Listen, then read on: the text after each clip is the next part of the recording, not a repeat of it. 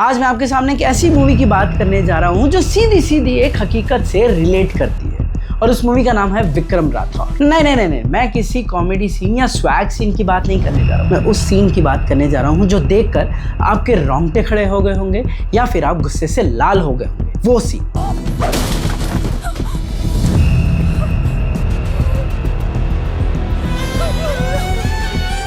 ये सीन देखकर आपके, मेरे और सबके दिलों में न जाने कितनी गुस्से की भावना उठी थी जब हमने ये सीन देखा। पर आपको पता है ये सीन एक्चुअल में, ये कहानी एक्चुअल में घटित हुई है हमारे ही देश में, हमारे देश के बिहार राज्य में, जब लालू प्रसाद यादव की सरकार हुआ करती, मतलब गुंडा राज हुआ करता। और वो भी किसी आम आदमी की बीवी के साथ नहीं, और ना ही किसी आम पुलिस वाले की बीवी के साथ, एक IAS ऑफिसर की बीवी के साथ ये सब हो रहा था बिहार में। IAS ऑफिसर DD विश्वास की बीवी चंपा विश्वास को एक RJD के नेता के बेटे ने किडनैप करके रखा था, वो भी 2 साल तक, और रेप किया 2 सालों तक, कई बार अबॉर्शन भी कराया, और उसके बाद उसकी नसबंदी तक करा दी ताकि वो मां ना बन सके और उसका वो बहुत गलत तरीके से इस्तेमाल कर सके पूरे 2 साल तक। RJD के उस नेता का नाम था हेमलता यादव और उसके बेटे का नाम था मृत्युंजय यादव, जो ये सब कांड कर रहे थे बिहार में, वो भी एक IAS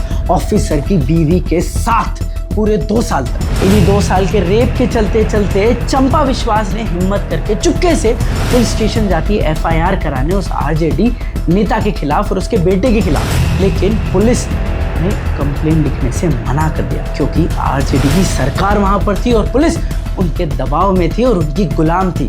सोच सकते हैं IAS ऑफिसर की बीवी की भी कंप्लेंट नहीं लिखी जाती थी बिहार में। इन सब पर मीडिया चुप थी, पुलिस चुप थी, क्योंकि सब पर RJD का राज था, कंट्रोल था, और कोई भी उनके खिलाफ आवाज तक नहीं उठा सकता था उन दिनों। और वो कहते हैं ना, सच की जीत होकर ही रहती है।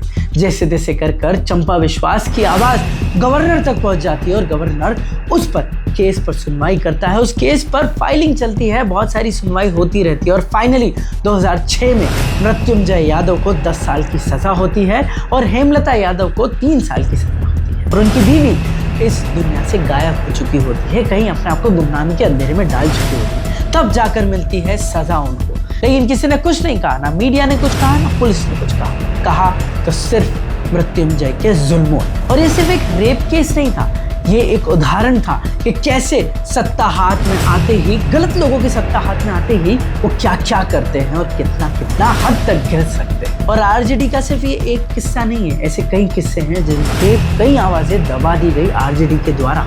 क्या हम आपकी और हमारी फैमिली को इस दलदल में फंसता हुआ देख सकते हैं? क्या हम देख सकते हैं कि हमारे परिवार के साथ इस कदर दर्द और जुल्म हो? क्या आप और हम इस लायक हैं कि इतने दर्द को सहन कर सकें? हम लायक हैं तो अच्छी सरकार चुनें। हम लायक हैं तो उन लोगों को सत्ता से हटाने में जो इस कदर घिर कर काम करते हैं। क्या आपकी और हमारी फैमिली इतना दुख दर्द सहने लायक है? क्या आपकी फैमिली और हमारे फैमिली के साथ अगर ये सब हो तो क्या हम कुछ ना बोलें? ऐसा हो सकता है, लेकिन ऐसा होते हुए हमने देखा है। एक IAS ऑफिसर जीते जी अपनी फैमिली के लिए कुछ नहीं कर पाया, तो आप और हम तो कुछ भी नहीं है।